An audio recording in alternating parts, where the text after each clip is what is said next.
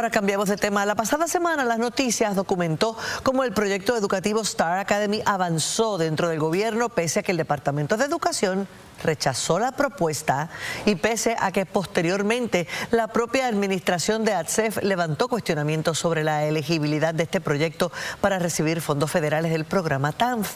Pero hay más. Nuria Sebasco está con nosotros y los detalles. Adelante. Selimar, ahora documentos y expresiones obtenidas por Las Noticias plantean nuevas interrogantes sobre el propio proceso de evaluación de las propuestas, incluyendo el caso de una empresa que asegura que nunca participó de este proceso de licitación y otra que prefirió no emitir comentarios. Esta es la tercera parte de una investigación. Cuando comenzó esta investigación, las preguntas giraban alrededor de un contrato de hasta $38 millones para llevar el programa educativo Star Academy a 25 escuelas públicas utilizando fondos federales TANF.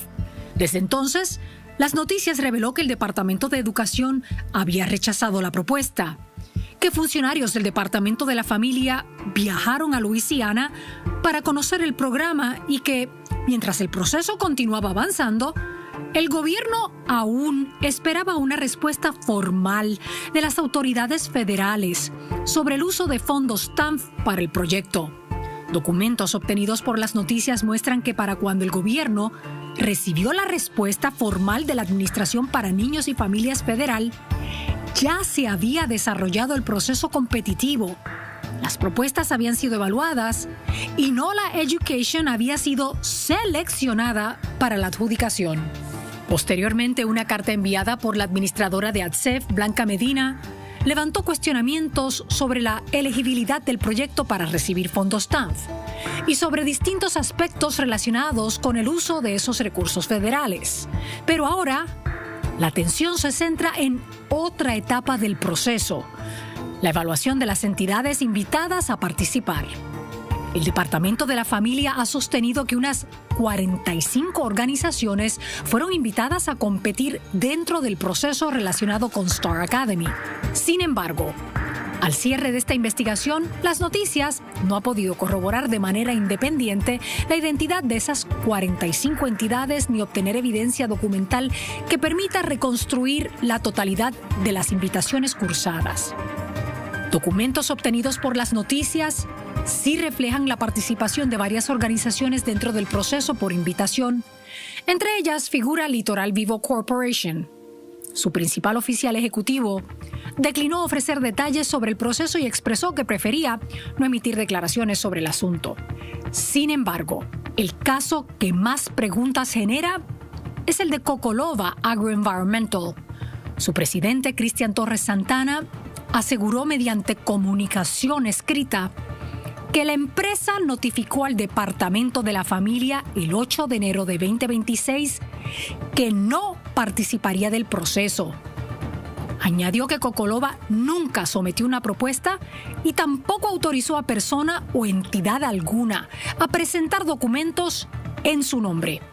A través de representación legal, la empresa sostuvo además que cualquier documento que atribuya a Cocolova la presentación de una propuesta no corresponde a los hechos. Aún así, documentos examinados por Las Noticias reflejan que la empresa fue incluida dentro del proceso evaluativo de LAP Consulting y posteriormente recibió una carta notificándole que no había sido seleccionada. Esa aparente contradicción plantea nuevas interrogantes sobre el proceso administrado por LAP Consulting. ¿Qué documentación fue evaluada? ¿Quién la sometió? ¿Quién verificó su autenticidad? ¿Y cómo una empresa que asegura no haber participado terminó formando parte de una evaluación oficial? A preguntas de este medio a la propia secretaria de la Familia sobre la participación de ADCEF, Litoral Vivo y Cocolova, Roy Fuertes afirmó lo siguiente. ¿Por qué se escogió Litoral Vivo? ¿Por qué se escogió Agroenvironmental, que no tiene nada que ver con esto?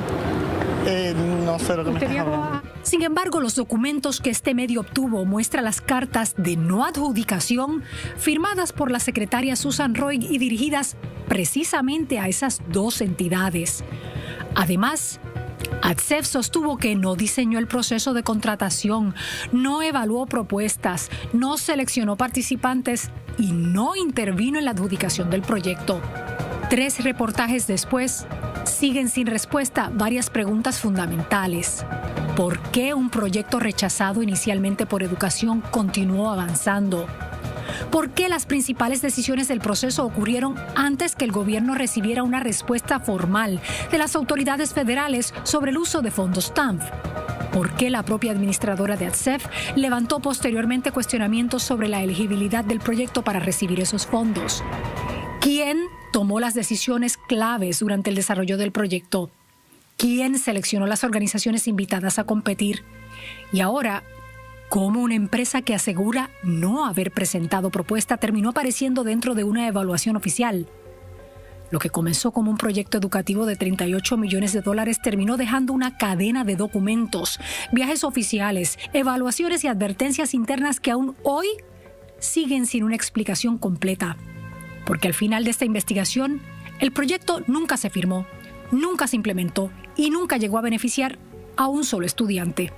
Y mientras esas respuestas no lleguen, la historia de Star Academy seguirá siendo mucho más que un proyecto cancelado. Muchas interrogantes todavía, Selimar. Ahora hay más. Claro que sí. Ahora hay más. Y mira, conocedores de este proceso nos explican que hace varios años existe un comité de evaluación de propuestas en ADCEF. Ese comité está compuesto por aproximadamente 15 profesionales de distintas áreas, Selimar. Administración, finanzas, especialistas en TANF, especialistas del PAN, entre otros. Y uno se pregunta por qué entonces una compañía privada tiene que encargarse de ese proceso. Pero sí, todavía porque esta entidad no participó de esta supuesta licitación. Las expresiones lo dicen ahí, nunca participó. Se comunicaron con él, le dijeron, bueno, que participara. Dijo, yo no tengo la capacidad para hacer eso. Envió lo que se conoce como un brochure, un opúsculo, pero no es una propuesta. ¿Qué se evalúa aquí realmente, Selimar? Demasiadas interrogantes, yo creo que más serias cada vez, ¿no? En relación a cómo se preparó todo este proceso y por qué llegó tan lejos. ¿Por qué llegó tan lejos principalmente, Selimar? Y aunque no se dio el contrato, siguen estas interrogantes. ¿Qué pudo haber pasado? Y eso lacera sin duda la credibilidad en estas instituciones. Por supuesto. Bueno, ustedes pendientes a nuestras ediciones de las noticias porque esta investigación, ¿verdad? Siguen surgiendo cosas y estaremos reseñando todo lo que surge y lo que salga de esta investigación de las noticias. Nuria Sebasco, gracias por esos excelentes reportajes, Nuria.